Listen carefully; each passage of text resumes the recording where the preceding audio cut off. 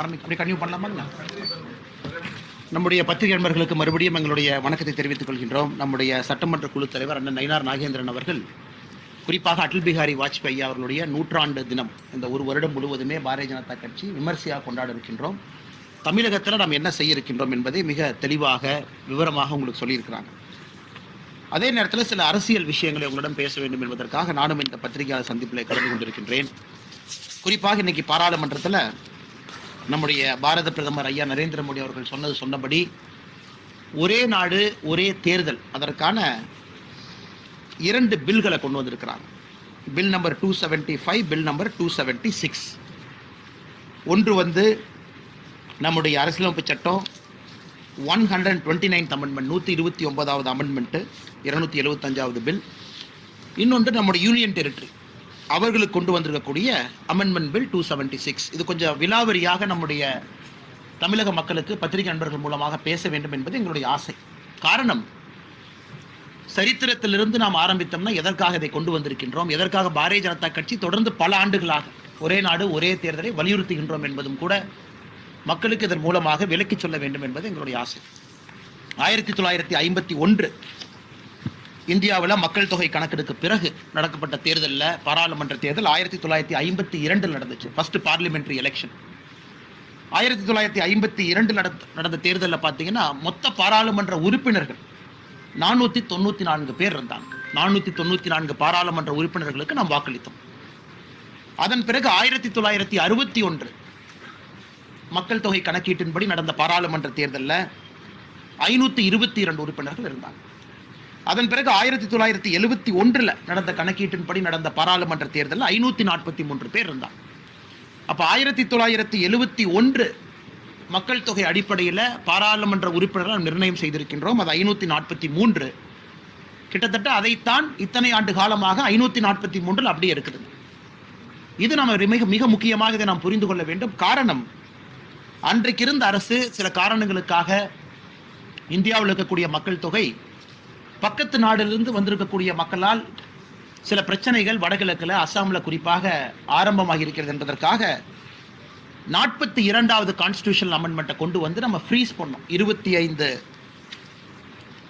ஆண்டுகள், 2001 வரை 30 ஆண்டுகள் 1971 நாம நம்முடைய பாராளுமன்ற உறுப்பினருடைய எண்ணிக்கையை நாம் அதிகப்படுத்த போவதில்லை என்று 2001 மாண்புமிகு பாரத பிரதமர் ஐயா அடல் பிஹாரி வாஜ்பாய் அவர்கள் இருந்த பொழுது அதை இன்னும் 25 ஆண்டுகள் அதை தள்ளி வச்சாங்க.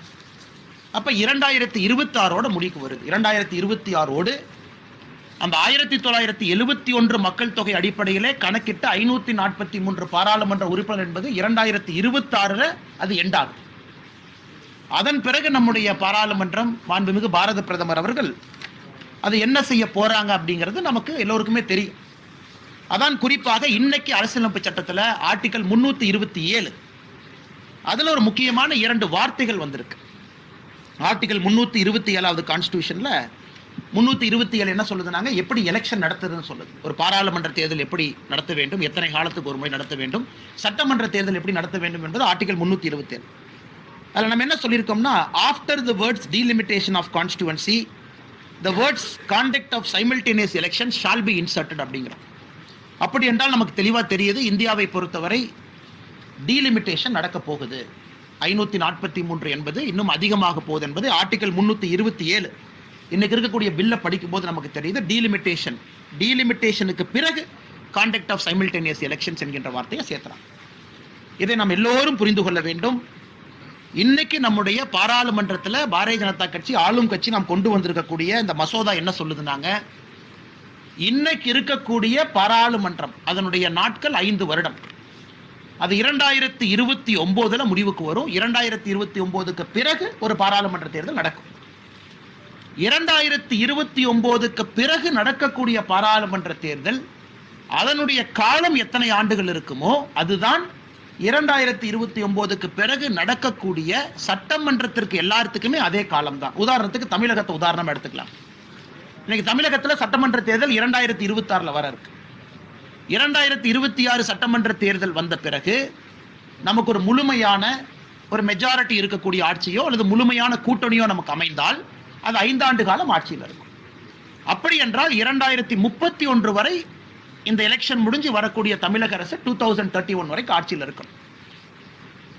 இன்னைக்கு நம்ம கொண்டு வந்திருக்கக்கூடிய மசோதா என்ன சொல்லுதுனாங்க, 2031 நடக்கக்கூடிய தேர்தல் என்பது 2029 நடக்கக்கூடிய பாராளுமன்ற தேர்தலுடைய எத்தனை ஆண்டு காலம் இருக்கோ அதோட ஒத்துப்போகும். உதாரணத்திற்கு 2029 எலெக்ஷன் நடக்குதுன்னா 5 இயர் பீரியட் 2034.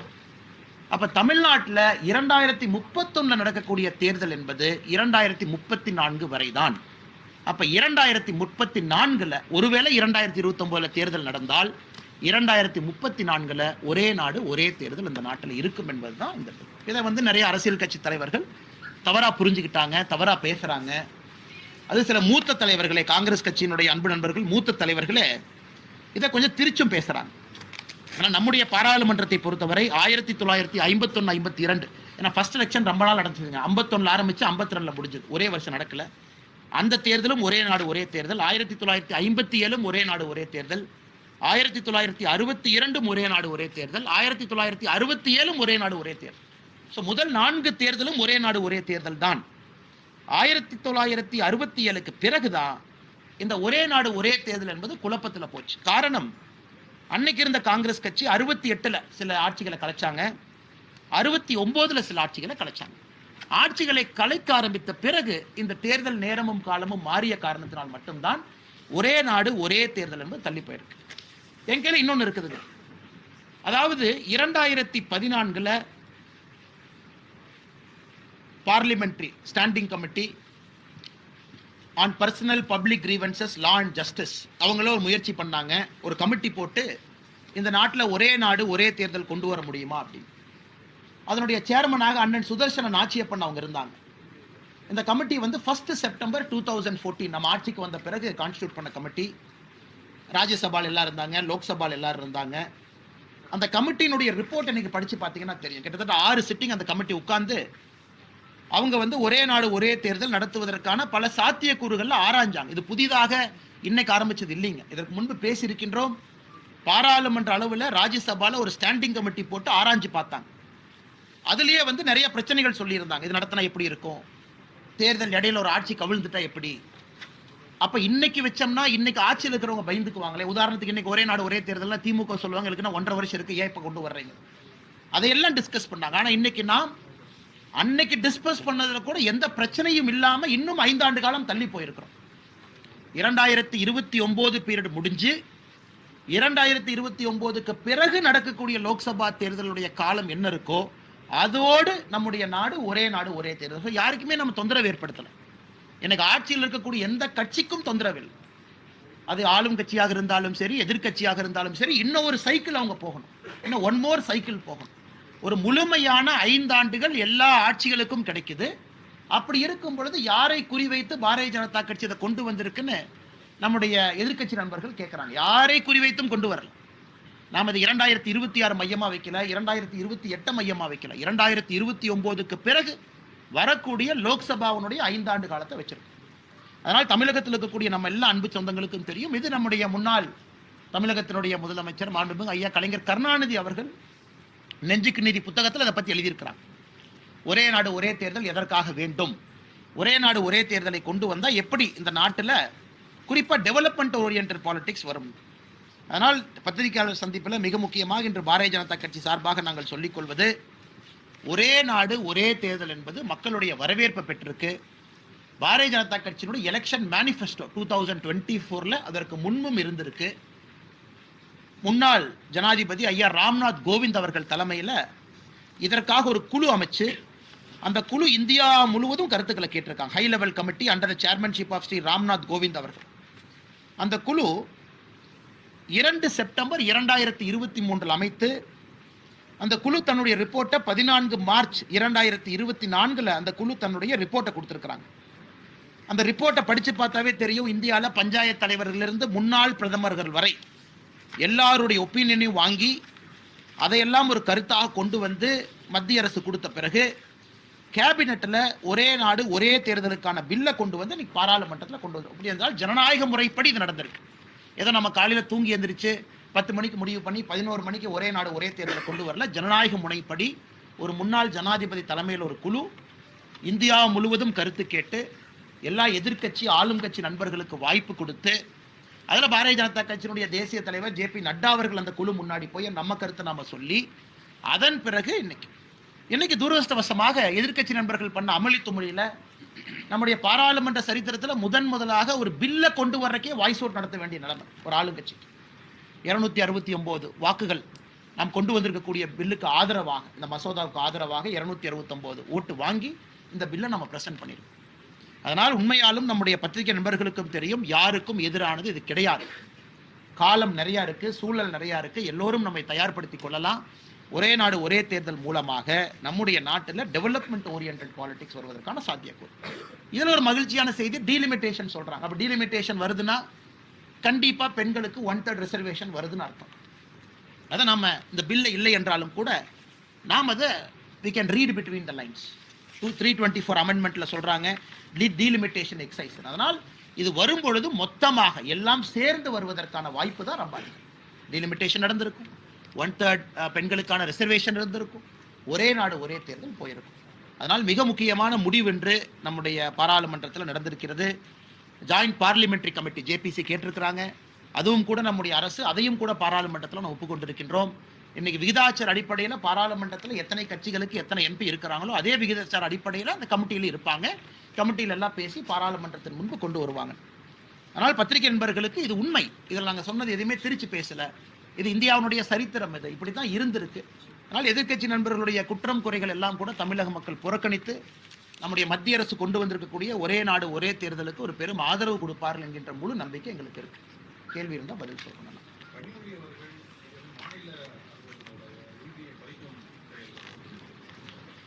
சகோதரி கனிமொழி அவர்கள் ஒரு நீண்ட நெடிய அனுபவம் இருக்கக்கூடிய பார்லிமெண்டேரியன், நிறைய முறை பார்லிமெண்ட்டுக்கு எலெக்ட் ஆயிருக்கிறாங்க, லோக்சபாவில் இருந்திருக்கிறாங்க, அக்காக்கு ப்ரொசீஜர் தெரியும். அதனால் என்னுடைய ஒரே ஒரு வேண்டுகோள் அக்கா கனிமொழி அவர்களுக்கு, எந்த விதத்தில் இது மாநில உரிமையை பறிக்கிறாங்கன்னு அக்கா சொல்லணும். இது இதற்கு முன்பு 4 தேர்தல் ஒரே நாடு ஒரே தேர்தல் நடந்திருக்கு. இன்னைக்கு இருக்கக்கூடிய எந்த அசம்பிளிக்கும் பிரச்சனை இல்லை. தமிழ்நாட்டில் இருக்கக்கூடிய அசம்பிளியும் இன்னும் 5 ஆண்டுகள் முழுமை பெறும். 2026 எலெக்ஷன் 31 வரைக்கும் போகுது. மாநிலத்தினுடைய உரிமை யாரு பறிக்கிறாங்க? எங்கேயும் கூட மாநிலத்தில் இருக்கக்கூடிய கட்சிகளை நசுக்கல. ஆனால் சகோதரி கனிமொழி அவர்களுக்கு நிச்சயமாக தெரியும், அரசியலுக்காக மட்டும் அவங்க பேசலாம். ஆனால் எங்கேயும் கூட மாநிலத்தினுடைய உரிமையை பறிக்காம ஒரே நாடு ஒரே தேர்தல் என்பது இந்தியா முழுவதும் ஒரே கல்ச்சர்னு யாரும் சொல்ல வரது. கல்ச்சரல் டிஃபரன்சஸ் இருக்கு, வேற்றுமையில் ஒற்றுமை இருக்கு. நாம் ஒரு மாதிரி இருக்கோம், கர்நாடகாவில் ஒரு மாதிரி இருக்காங்க, ஆந்திராவில் ஒரு மாதிரி இருக்காங்க. 51 அப்படித்தான் இருந்தாங்க, 61 அப்படித்தான் இருந்தாங்க, 67 அப்படித்தான் இருந்தாங்க. அதனால் இன்னைக்கு இந்தியா மறுபடியும் எப்படி ஆரம்பத்தில் நம்முடைய அரசியலமைப்பு சட்டம் இருந்ததோ அதை நோக்கி சென்று கொண்டிருக்கின்றோம் என்பதுதான் பொருள்.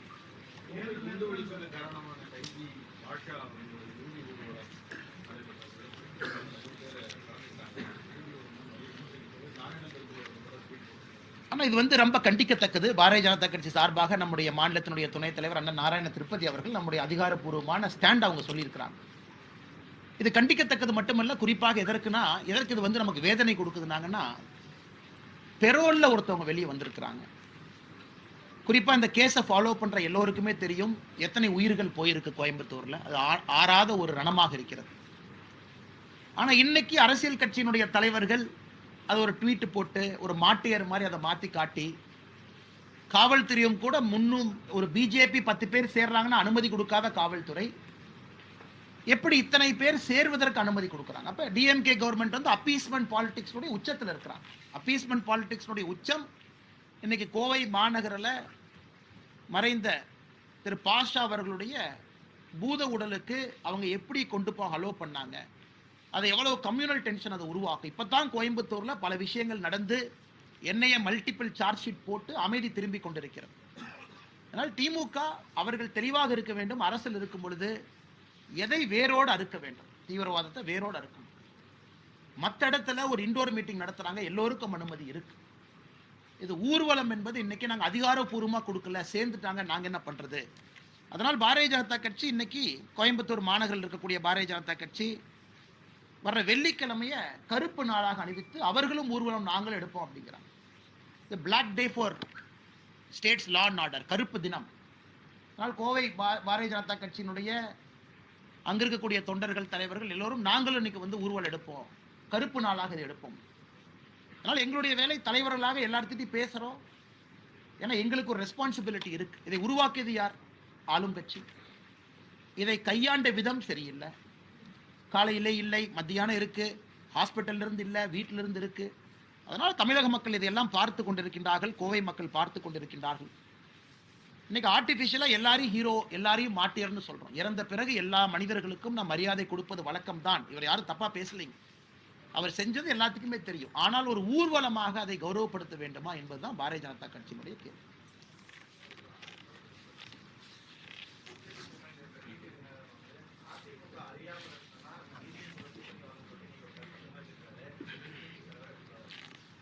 அது டிடிவி தினகரன் வந்து அவங்களுடைய கருத்தை உங்கள்கிட்ட சொல்லியிருக்கிறாங்கன்னா, பாரதிய ஜனதா கட்சியை பொறுத்தவரை உங்களுக்கு தெரியும், நம்முடைய கூட்டணியில தேசிய ஜனநாயக கூட்டணியில் அண்ணன் டிடிவி தினகரன் அவர்கள் மிக மிக முக்கியமான ஒரு தலைவர், வலிமையான ஒரு தலைவர். அவர் எதற்காக அந்த இயக்கத்தை நடத்துறாங்கன்னு எல்லாத்துக்குமே தெரியும். அதே நேரத்தில் அண்ணன் சொல்ல கருத்து என்னன்னா, இன்னைக்கு அதிமுக எந்த நிலைமையில் இருக்கு. அண்ணன் எடப்பாடி பழனிசாமி அவர்கள், மதிப்புக்குரிய எதிர்க்கட்சி தலைவர் அவர்கள், உங்க கட்சியை பத்தி பேசுங்கன்னா பொதுக்குழுல பிஜேபி பத்தி பேசிட்டு இருக்கிறாங்க. உங்க கட்சி எப்படி வளர்க்கணும், உங்க கட்சி எப்படி கொண்டு போகணும்னு பேசுங்கன்னா அண்ணன் வந்து பிஜேபி வாங்கின வாக்கு சதவீதம் என்ன, 2004 என்ன, பொலிட்டிக்கல் கன்சல்டன்ட் மாதிரி பிரசாந்த் கிஷோர் தான் எங்க ஆஃபீஸ்ல பவர் பாயிண்ட்லாம் கொடுக்கும்போது அந்த மாதிரி கொடுப்பாங்க. இன்னைக்கு மதிப்புக்குரிய எதிர்க்கட்சி தலைவர் என்ன அதெல்லாம் பேசுறாங்க.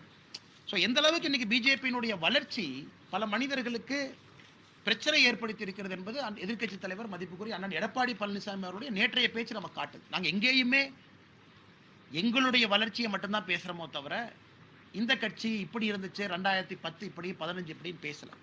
அதனால அண்ணன் தினகரன் அவர்கள் பேசியிருப்பது அவங்களுடைய கருத்தை அதிமுக எப்படி பார்க்கறாங்க அப்படின்னு அவங்க பார்க்கறாங்க.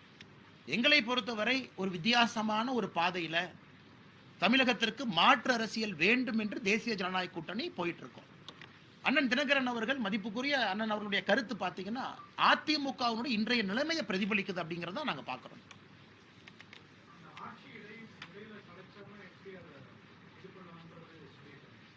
ஆமாங்கண்ணா. ஸோ எல்லோருக்குமே இதில் வந்து ஒரு பெரிய பிரச்சனையாக இருப்பது, தேர்தல் நடந்த பிறகு யாருக்குமே தனி மெஜாரிட்டி கிடைக்கல, அல்லது அவர்களுக்கு வந்து இடையில வந்து ஒரு கூட்டணியில் சப்போர்ட் கொடுத்த ஒரு கட்சி வந்து வாபஸ் வாங்கிட்டாங்க. அப்படி இருக்கும் பொழுது எப்படி நாம் அதை சமாளிக்க போகிறோம்? அது ஆர்டிகல் 83 அதுவும் கூட ஒரு ஐடியா நமக்கு கொடுத்துருக்குறாங்க. நாங்கள் எப்படி இதை கொண்டு போக போகிறோம். குறிப்பாக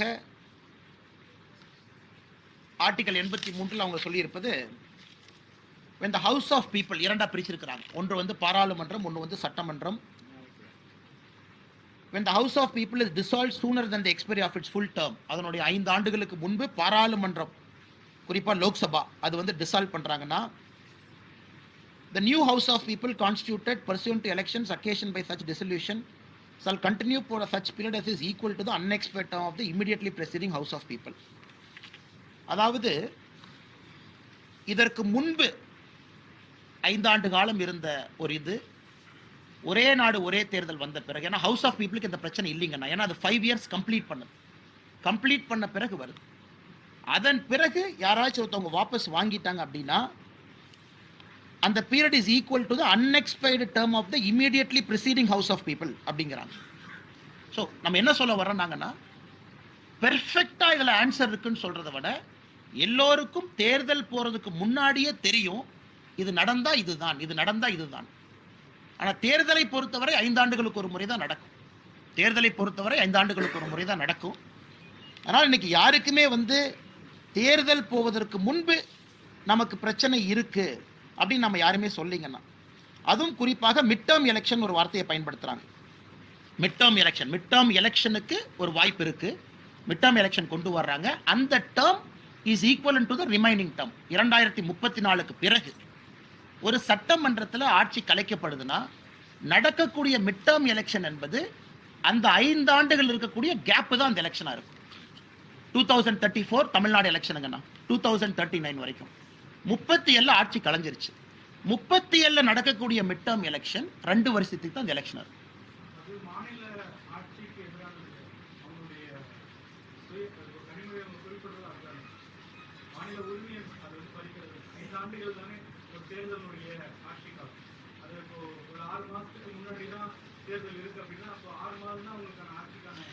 அதே இப்போ கனிமொழி அக்கா சொல்ற அதே லாஜிக்ல நீங்க பாத்தீங்கன்னா இன்னைக்கு எத்தனையோ இடத்துல எலெக்ஷன் நடந்த பிறகு அரசியல் கட்சிகள் அவர்களாகவே ஒரு புதிய எலெக்ஷனுக்கு தள்ளுறாங்க நம்மளே.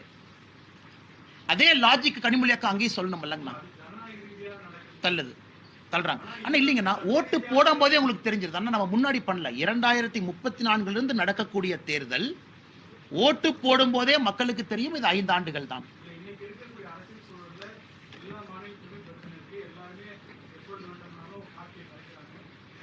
ஆனா ஒரே நாடு ஒரே தேர்தல் காரணங்கன்னா அடிப்படையில் இதை செய்யக்கூடாது என்பதற்காகத்தான்.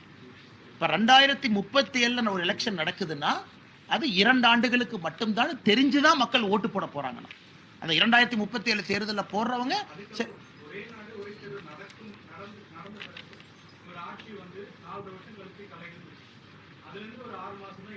அது எலெக்ஷன் நடக்காதுங்கண்ணா. என்ன இல்லைங்கண்ணா, இன்னைக்கு இருக்கக்கூடிய அரசியலமைப்பு சட்டம் இல்லைங்கண்ணா, இன்னைக்கு இருக்கக்கூடிய அரசியலமைப்பு சட்டம் பல விஷயங்கள் தெளிவா சொல்லுது.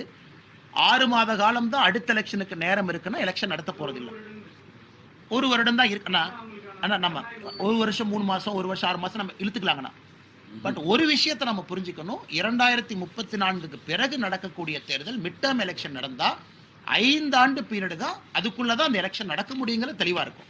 ஏன்னா அண்ணா எப்படி அந்த மாநில உரிமை படிக்கிறாங்க? ஏன்னா அண்ணா ஒரு நிமிஷம், லோக்சபாக்கு இதே பிரச்சனை தானே. இவங்க மாநிலம்னு சொல்றாங்க, நான் மத்தியன்னு சொல்றேன். சார் 2034 அமையக்கூடிய மத்திய அரசு அது 2036 டிசால்வ் ஆகுதுன்னா அந்த அரசுக்கு நடக்கக்கூடிய தேர்தலும் 2039 தானேங்கண்ணா. பெரிய ஆபத்து இல்லையாங்கண்ணா? அண்ணா தேர்தல் நடக்கும் வரை என்ன ஆபத்துங்கண்ணா? நாட்டில் ஒரு தேர்தல் நடக்கும் வரை என்ன ஆபத்துங்கண்ணா?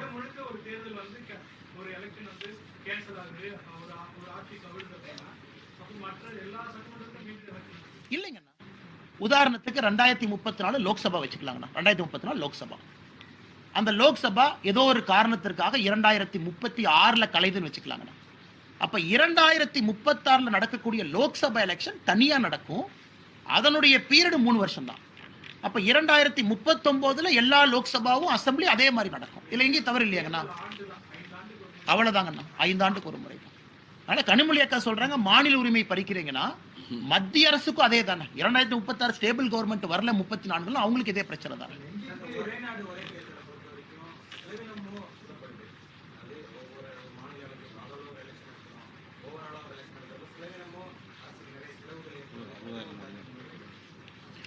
டிஆர் பாலு ஒன்னு இன்னைக்கு பாராளுமன்றத்தில் ஒரு நம்பர் பயன்படுத்தினாங்க சொல்றாங்க. டிஆர் பாலு ஒன்னு ஒரு நம்பர் பயன்படுத்தினாங்க, 10,000 கோடி ரூபாய் ஒரே நேரத்தில் நம்ம நடத்துறோம். அப்ப நாம வந்து இவிஎம் மிஷின் ஒரே நேரத்தில் வாங்கணும். ஆனால் இதாக இருந்தால் இவிஎம் மிஷின் ரொட்டேட் பண்றீங்க, இன்னைக்கு ஒரு ஸ்டேட்ல நடக்கும், 6 மாசம் கழிச்சு ஒரு ஸ்டேட்ல நடக்கும். ஸோ டிஆர் பாலனுடைய கருத்து என்ன, ஒரே நேரத்தில் நீங்க நடத்துறதுனால அவ்வளோ இவிஎம் வேணும். அண்ணா நாம சொல்றது நாட்டினுடைய பொருளாதாரத்தை யோசிச்சு பாருங்க. இன்னைக்கு நீங்க ஒரு வருஷமும் 6 தேர்தல் நடத்துறீங்க, 3 மாசம் மாடல் கோட் ஆஃப் கான்டக்ட், பிரதமர்ல இருந்து முதலமைச்சர்ல இருந்து தேர்தல் பிரச்சாரத்துக்கே 3 மாசம் ஒதுக்கிடுறாங்க ஒரு வருஷத்துக்கு. மாடல் கோட் ஆஃப் வரும்போது பல விஷயத்தை அனௌன்ஸ் பண்ண முடியாத நிலைமை சென்ட்ரல் கவர்மெண்ட்டுக்கு இருக்கு, ஸ்டேட் கவர்மெண்ட்டுக்கு இருக்கு. இது வந்து $4 trillion எக்கானமியினுடைய பொருளாதார இழப்பு பாருங்க. இவிஎம் பொறுத்த வரைக்கும் ஒன் டைம் இன்வெஸ்ட்மெண்ட் பண்றீங்க, 15 வருஷத்துக்கு ஒரு முறை அதை மாற்றணும். டிஆர் பாலு பேசுற பேச்சுலதே சொல்றேங்க. அதனால் நாட்டுக்கு ஏற்படக்கூடிய பொருளாதார இழப்பு மல்டிபிள் எலெக்ஷன்ல இவிஎம் வாங்குற காசை விட பல மடங்கு அதிகம் தானுங்கண்ணா.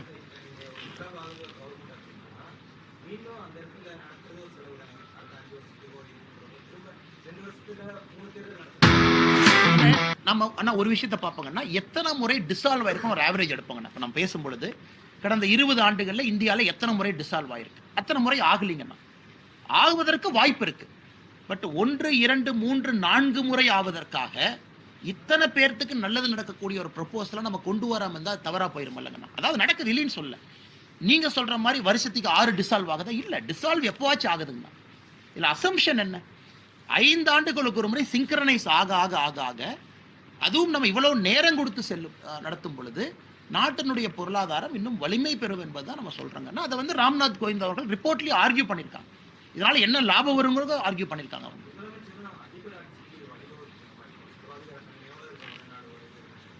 இப்போ இரண்டாவதுங்க, இப்போ முதலமைச்சருடைய பர்டிகுலர் கேள்விக்கு என்னன்னா, அப்போ பிரசிடென்ஷியல் ஃபார்ம் ஆஃப் எலெக்ஷன் போகுமா? இப்போ முதலமைச்சருடைய ஐயம் என்ன?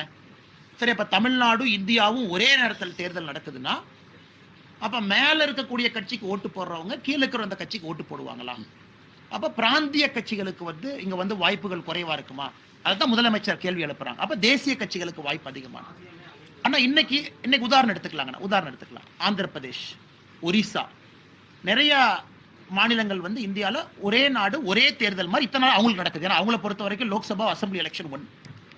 ஒரிசால இத்தனை ஆண்டு காலம் ஆளும் கட்சி வேறு, மத்தியில் வருகின்ற ஆளும் கட்சி வேறு. அப்படித்தான் இப்பதான் மாறி இருக்கு. இந்த ஒரு முறை தான் ஒரிசால பிஜேபி ஒரிசாலையும் பிஜேபி மேலேயும் வந்திருக்காங்க. மக்கள் ஓட்டு போடும் பொழுது வாக்காளர் ரொம்ப புத்திசாலியா தாங்க இருக்காங்க. நான் யாருக்கு ஓட்டு போடணும்? இதற்கு முன்பு ஜெகன்மோகன் ரெட்டி அவங்க ஜெயிக்கும் பொழுது நாங்க ஆந்திரால தோத்தோம், மேல ஜெயிச்சோம். இது 5 ஆண்டுகள் கழிச்சு ஜெகன் தோத்துருக்காங்க, நாயுடு ஜெயிச்சிருக்காங்க, நாங்க ஜெயிச்சிருக்கோம். அதனால் மக்கள் ஓட்டு போடுறவங்க ரொம்ப விவரமா போடுறாங்க. மாநிலத்தில் யாருக்கு வாய்ப்பு கொடுக்கணும், மத்தியில் யாருக்கு கொடுக்கணும். ஏன்னா நீங்க சொல்ற லாஜிக் படி பார்த்தாங்கன்னா ஒரே நேரத்தில் தேர்தல் நடக்கும் பொழுது லோக்சபாவும் அசம்பிளி ஒரே மாதிரி தானே ஓட்டிங் பேட்டர்ன் வந்திருக்கணும், இல்லை? இரண்டாவது முதலமைச்சருடைய ஐயத்திற்கான பதில். இன்னைக்கு முதலமைச்சர் அவர்கள் இதுவரை இந்தியால கொண்டு வராத ஒன்ன பாஜக கொண்டு வரலீங்களா? இதுவரை 4 முறை இந்தியால 20 ஆண்டுகள் இருந்த ஒரு தேர்தல் அடிப்படையை திரும்ப கொண்டு வந்திருக்கோம். அதாவது ஒரே நாடு ஒரே தேர்தல் அறிமுகப்படுத்துகின்றோம் என்று சொல்வதை விட இருந்த ஒரே நாடு ஒரே தேர்தலை திரும்ப கொண்டு வந்திருக்கின்றோம் என்பதுதான் சரியாக இருக்கும் என்பது எங்களுடைய கருத்து. மகேஷ் அண்ணா எதுக்கு அங்க போறீங்க? 2026க்கு வருவோம், எதுக்கு நீங்க 2034க்கு போறீங்க? அண்ணா 2026 அதான் நம்ம எல்லாம் ரொம்ப அண்ணன் எல்லாம் நாங்களாம் 2038 பத்தி பேசிட்டு இருக்கோம். 34. ஆனா 2026 பொறுத்தவரை தமிழகத்துல ஒரு மிக மிக வித்தியாசமான களத்தை நாங்க எதிர்பார்க்கிறோம். காரணம், திராவிட கட்சிகள் தனியாக ஆட்சி அமைப்பதற்கான சாத்தியக்கூறுகள் நாங்க பார்க்கல. திராவிட கட்சிகள் இல்லாத ஒரு கட்சி ஆட்சி அமைப்பு இருப்பதற்கான வாய்ப்பை பார்க்கிறோம். there is a possibility. அதெல்லாம் தாண்டி மக்கள் ஒரு புது விதமான அரசியலை தமிழகத்திலே கொண்டு வருவதற்கு தயாராக இருக்கின்றார்கள் என்பதையும் பார்க்கிறோம். அது 2025 தான் தீர்மானம் செய்யணும். 2026 எப்படி இருக்கும், கூட்டணிகள் எப்படி இருக்கும், புதிதாக வந்திருக்கக்கூடிய கட்சிகள் எதை மக்கள் முன்னாடி வைக்க போறாங்க, ஆளுகின்ற கட்சியும் எதிர்கட்சியும் எப்படி தங்களை நிலைநாட்டப் போகின்றார்கள் என்று. அதனால் 2026 ஒரு மிக வித்தியாசமான ஒரு புதிய அரசியல் களத்தை நம்ம பார்க்க போகின்றோம் என்பது எங்களுடைய கருத்து.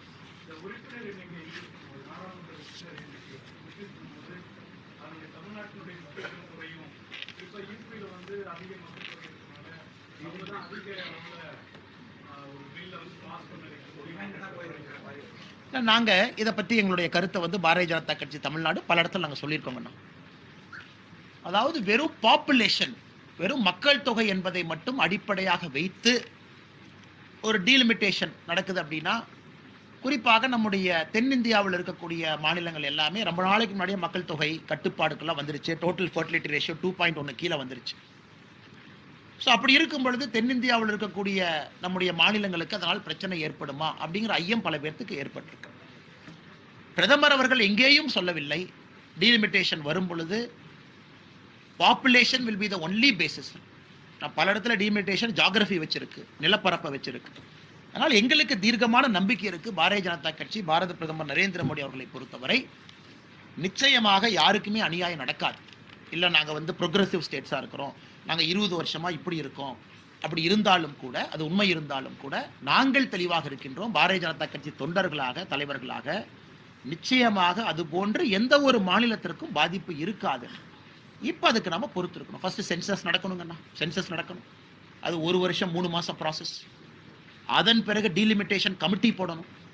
அந்த கமிட்டி இதே மாதிரி நம்மகிட்ட ஒப்பீனியன் கேட்பாங்க. தமிழ்நாட்டிலேருந்து நம்ம ஒப்பீனியன் சொல்லுவோம், பாப்புலேஷன் மட்டும் பேசிஸ் வேண்டாம், ஜியோகிராஃபி வைங்க, அதை வைங்க, இதை வைங்க எல்லாம் சொல்லுவோம். ஏன்னா நமக்கும் சாதகமாக இருக்கணும், இன்னொரு மாநிலத்துக்கு சாதகமாக இருக்கணும், அல்லது நமக்கு சாதகமாக இல்லாமல் போவதற்கு வாய்ப்பு இருக்கக்கூடாது. அதனால் அதுக்கு ஒரு ப்ராசஸ்ங்கன்னா நிச்சயமா அது நடப்பதற்கு வாய்ப்பு இல்லை என்பது எங்களுடைய தீர்க்கமான.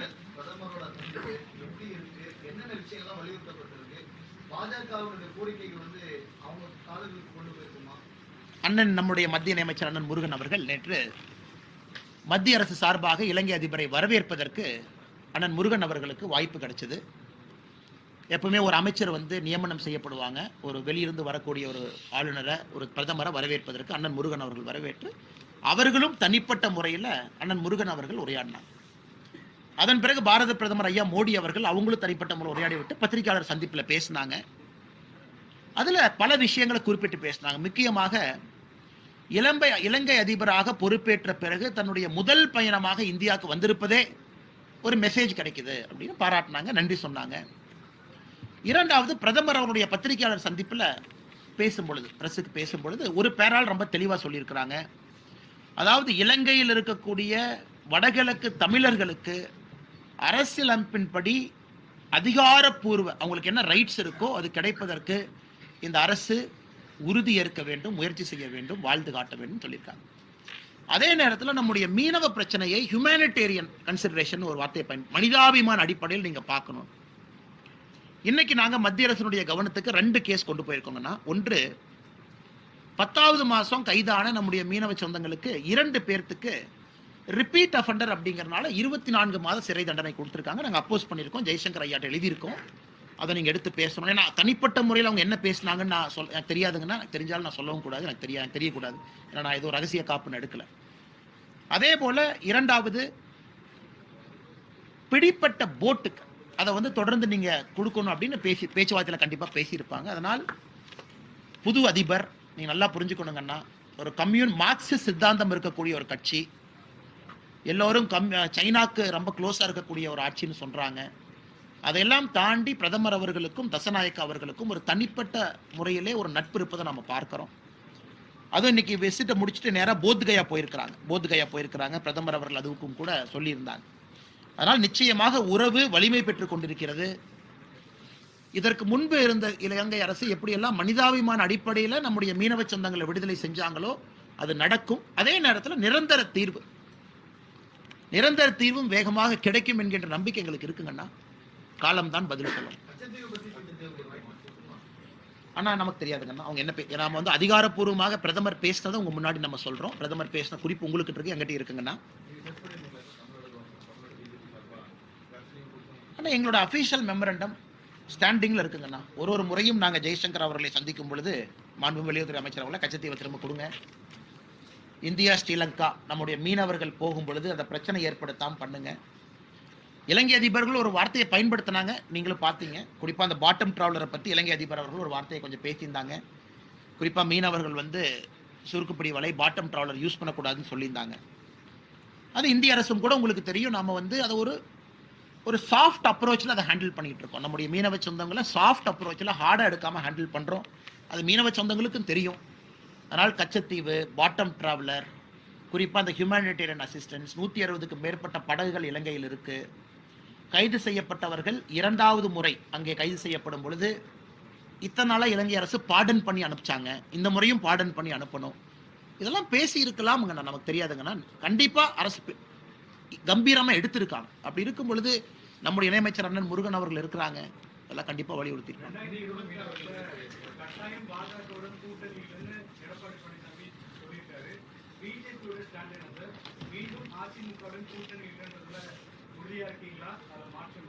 நம்ம கிட்ட ஒரு வலிமையான கூட்டணி இருக்குங்கண்ணா. வலிமையான கூட்டணி நம்ம கிட்ட இருக்கோம்னா, அதாவது நான் ஒரு கட்சி பேரை எடுத்து பேசுவதை விட இன்னைக்கு தமிழ்நாட்டினுடைய அரசியல் களம் மாறி இருக்கு. நம்ம கிட்ட ஒரு வலிமையான கூட்டணி இருக்கு, எல்லாம் இணக்கமா இருக்கும். ஆனால் யாருக்கும் எந்த பிரச்சனை இல்லாம தமிழக மக்கள் 2024 தேர்தலையே மும்முனை போட்டியை பார்த்திருக்கிறாங்க. 2025 பொறுத்திருந்து பார்ப்போம். தேசிய தலைவர்கள் இருக்கிறாங்க, அவங்களுக்கு ஒரு தேசிய சிந்தனை இருக்கும். பாரதிய ஜனதா கட்சியினுடைய தலைவர்கள் இங்க இருக்கிறாங்க, எல்லோருக்கும் ஒரு சிந்தனை இருக்கு எப்படி கொண்டு போகணும்னு. அதற்கான நேரமும் காலமும் ரொம்ப தூரம் இருக்குங்கண்ணா. நான் மாற்றம் இருக்கு நீங்க சொல்லிங்கண்ணா. நான் சொல்வது நேரமும் காலமும் ரொம்ப தூரம் இருக்குன்னு சொல்றேன். நான் இப்ப கூட எடப்பாடி அண்ணனை பத்தி என்ன சொன்னாங்கன்னா, எடப்பாடி அண்ணனை பத்தி என்ன சொன்னா, அண்ணன் அவரு மேடையில் அவரு கட்சியை பத்தி பேசும்போது கூட பிஜேபி பத்தி பேசுறாரு. 2014 இப்படி, 19 இப்படி, 24 இப்படி. அதனால பிஜேபியை பொறுத்தவரை நாங்க தெளிவா இருக்கோம். தமிழகத்துல திமுக ஒழிக்கப்பட வேண்டும் என்பதில் எல்லாருமே தெளிவா இருக்கணும். வர்றங்கண்ணா, இப்ப திமுக ஒழிக்கப்பட வேண்டும்னா இப்ப நீங்க எல்லாம் ஒன்னா சேர்ந்தா தான் ஒழிக்க முடியுமா? இல்ல நீங்க இருக்கிற கூட்டணியை வலிமைப்படுத்தினாலும் ஒழிக்க முடியுமா? எல்லாமே பாசிபிலிட்டி தாங்கண்ணா. நாங்கள் எங்கள் கட்சியை வளர்க்கிறோம், ஆளும் கட்சியை எதிர்த்து பேசுறோம், செய்யற தவிர மக்கள் மன்றத்தில் வைக்கிறோம்.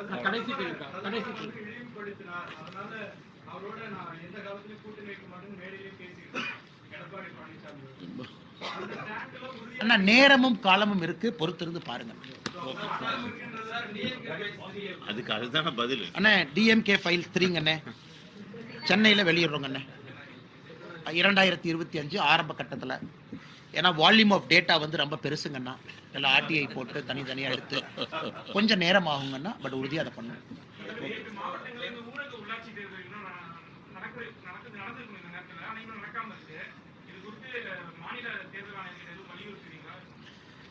பாரதிய ஜனதா கட்சியை பொறுத்தவரை 2016 காலகட்டத்தில் நம்ம பார்த்தோம், 4 ஆண்டு காலம் வந்து உள்ளாட்சி தேர்தல் இல்லாமல் தமிழகம் இருந்துச்சு. அதில் என்னாச்சுன்னா, அந்தந்த கவர்மெண்ட் ஆஃபீஸர் பவர் எடுத்துக்கிட்டாங்க, மக்கள் பிரதிநிதிகள் இல்லாமல் 4 ஆண்டுகள் இருந்தாங்க, குறிப்பாக ஊரக உள்ளாட்சி, கீழே உள்ளாட்சி. இன்னைக்கு டேர்ம் ஜனவரி 5 ஜனவரி 5 முடிவுக்கு வர இருக்கு. அதனால் பாரதிய ஜனதா கட்சியை பொறுத்தவரை உள்ளாட்சி தேர்தல் நடத்தணும். ஏன்னா நீங்கள் வந்து ஒரே நாடு ஒரே தேர்தலுக்கே எதிர்க்கட்சி நண்பர்கள் இவ்வளோ பேச்சு பேசுகிறாங்க. அதனால் உள்ளாட்சி தேர்தல் நடக்கணும், 2026 அசம்பிளி தேர்தல் நடக்கணுங்க, வேகமாக நடக்கணும், வலியுறுத்துவோம்.